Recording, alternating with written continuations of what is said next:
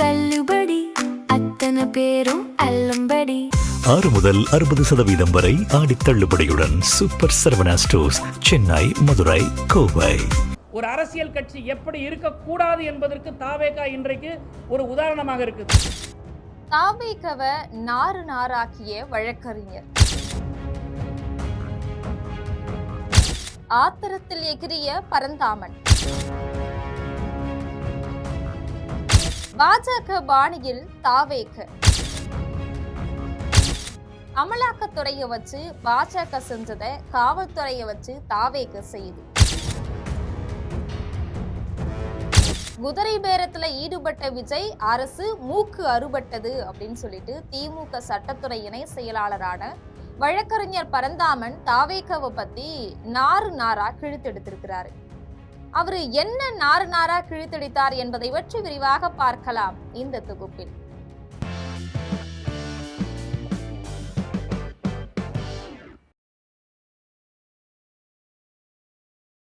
திமுகவுடைய முன்னாள் எம்எல்ஏ பரந்தாமன் இன்னைக்கு செய்தியாளர்கிட்ட பேசும்போது திராவிட முன்னேற்ற கழகத்து மேல குதிரை பேர குற்றச்சாட்டை சுமத்தி மக்கள் மத்தியில திமுக மேல அவதூறு பரப்பணும் அப்படிங்கிற தாவேகா அரசுடைய முயற்சி முறியடிக்கப்பட்டிருக்கு. நேத்து எங்களுடைய சட்டமன்ற உறுப்பினர் அனிதா ராதாகிருஷ்ணன் அவர்கள் வழக்கின் மூலமா நீதிமன்றத்தால விஜய் அரசுடைய மூக்கு அறுபட்டிருக்கு. எங்களுடைய சட்டமன்ற உறுப்பினர் திரு அனிதா ராதாகிருஷ்ணன் அவர்கள் வழக்கின் மூலமாக நீதிமன்றத்தால் திரு விஜய் அரசினுடைய மூக்கு அறுக்கப்பட்டிருக்கிறது. இது பொய்யான வழக்கு. இந்த வழக்குல இவரை கைது செஞ்சு சிறையில அனுப்ப வேண்டிய முகாந்திரம் இல்லை அப்படின்ற அடிப்படையில நேத்து அனிதா ராதாகிருஷ்ணன் அவர்களுக்கு ஜாமீன் வழங்கி நீதிமன்றம் உத்தரவு பிறப்பித்ததன் மூலமா முதன்முறையா இந்த குதிரை பேர சர்க்கார் மூக்கு அறுக்கப்பட்டிருக்கு. இது பொய்யான வழக்கு. இந்த வழக்கில் இவரை கைது செய்து சிறைக்கு அனுப்ப வேண்டிய முகாந்திரம் இல்லை என்ற அடிப்படையில் நேற்றைக்கு அனிதா ராதாகிருஷ்ணன் அவர்களுக்கு ஜாமீனை வழங்கி நீதிமன்றம் உத்தரவு பிறப்பித்ததன் மூலம் இந்த குதிரை பேர சர்க்கார் முதல் முறையாக மூக்கறுக்கப்பட்டிருக்கிறது என்பது வெட்ட வெளிச்சமாக இருக்கிறது. ஆட்சிக்கு 55 நாட்களை கடந்தும் நிர்வாகத்தை பத்தி கவலைப்படாத தாவேகா அரசு தினமும் திராவிட முன்னேற்ற கழகத்து மேல எந்த குற்றங்களை சுமத்தலாம் அப்படின்னு யோசிச்சு ஒவ்வொரு நாளும் ஒவ்வொரு கதையை அரங்கேற்றிட்டு வராங்க.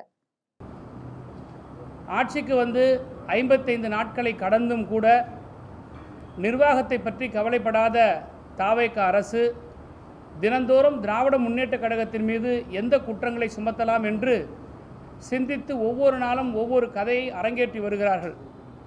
அந்த வகையில தான் அனிதா ராதாகிருஷ்ணன் அவங்க மேல ஒரு அவதூறு வழக்கு போடுறதுல கைது செய்ய வேண்டிய அவசியம் கிடையவே கிடையாது.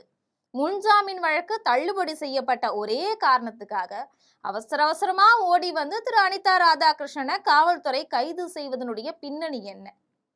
அந்த வகையில தான் திரு அனிதா ராதாகிருஷ்ணன் அவர்கள் மீது ஒரு அவதூறு வழக்கு போடுறதுல கைது பண்ண வேண்டிய அவசியம் கிடையவே கிடையாது. வரிந்து கட்டிக்கிட்டு அனிதா ராதாகிருஷ்ணனை கைது பண்ண வேண்டிய அவசியம் என்ன?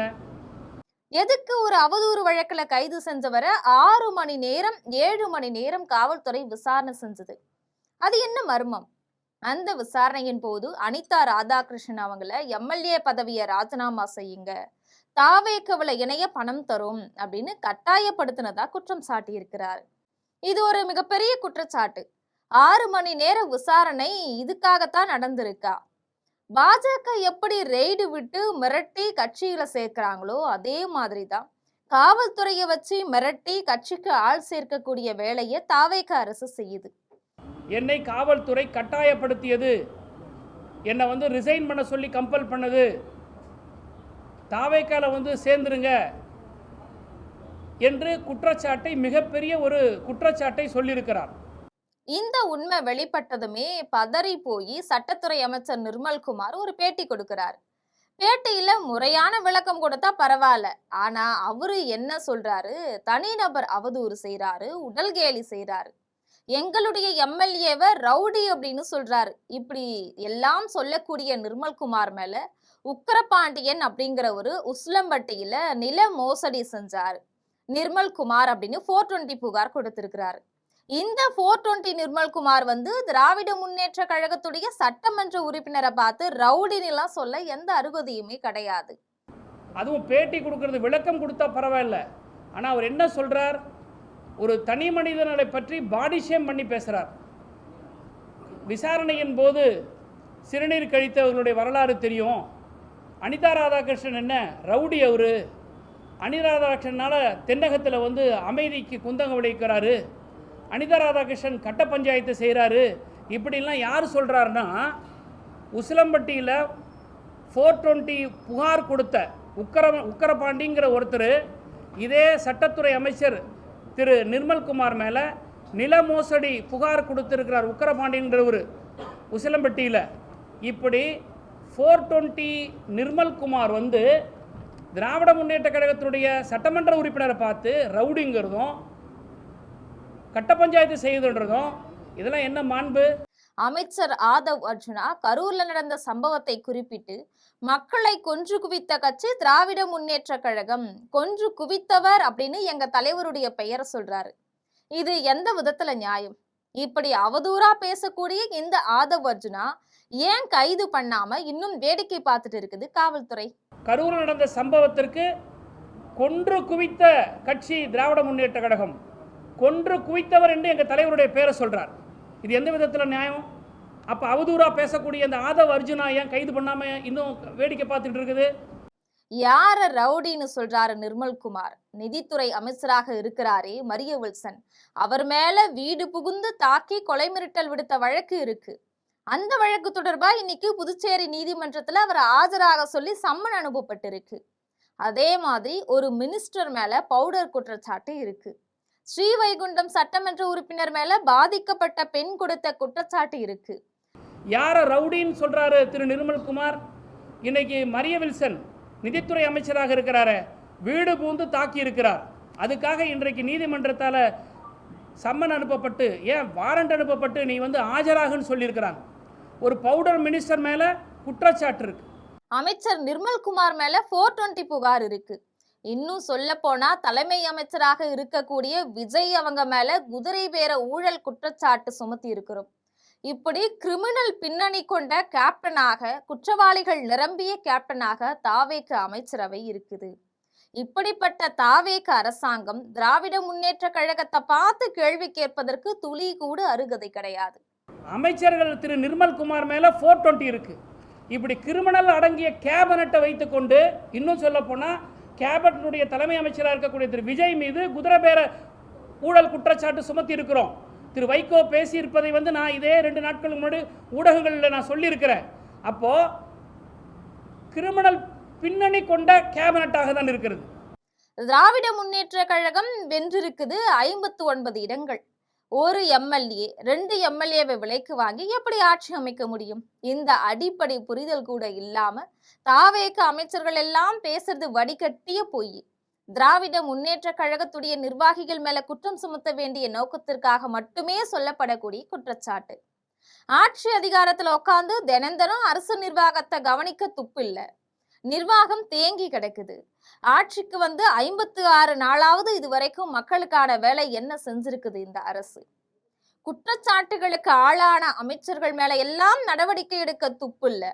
சமூக வலைதளத்துல அரசுடைய குறைகளை சுட்டி காட்டி செயலாற்றி கொண்டிருக்கக்கூடிய சரண் ஜெயராமன் போன்ற தம்பிகளை எல்லாம் பொய் காரணம் சொல்லி கைது செஞ்சுட்டு இருக்கிறாங்க.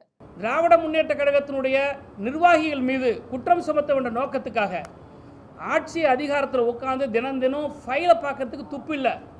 நீங்கள் என் கூட இப்போ வாங்க செக்ரட்டேரியட்டுக்கு, விரிச்சோடு இருக்கு செக்ரட்டேரியட்டில்.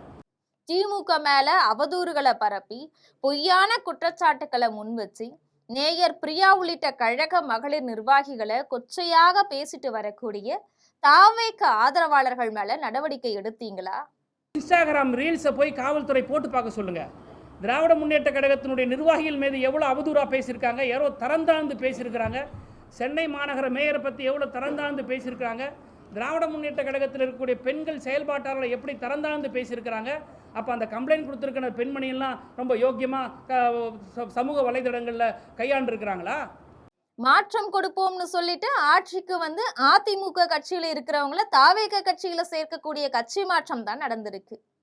இன்னும் பலரை ராஜினாமா செய்ய வச்சு ஆளும் கட்சியில இணைக்கக்கூடிய முயற்சியில தான் இந்த அரசு இருக்கு. இதையெல்லாம் விட்டுட்டு வரக்கூடிய திங்கட்கிழமையில இருந்தாவது மக்கள் பணியில ஈடுபடுங்க.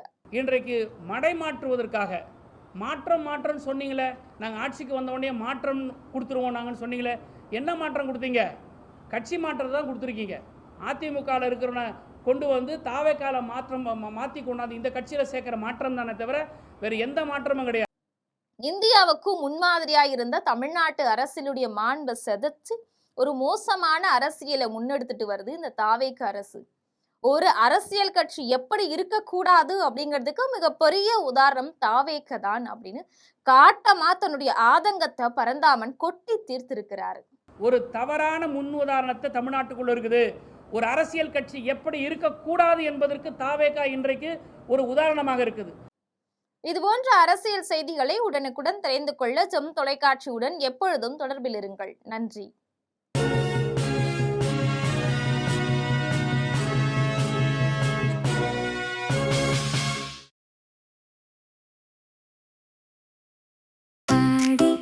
தள்ளுபடி அத்தனை பேரும் அல்லும்படி 6 முதல் 60% வரை ஆடி தள்ளுபடியுடன் சூப்பர் சரவணா ஸ்டோர்ஸ், சென்னை, மதுரை, கோவை.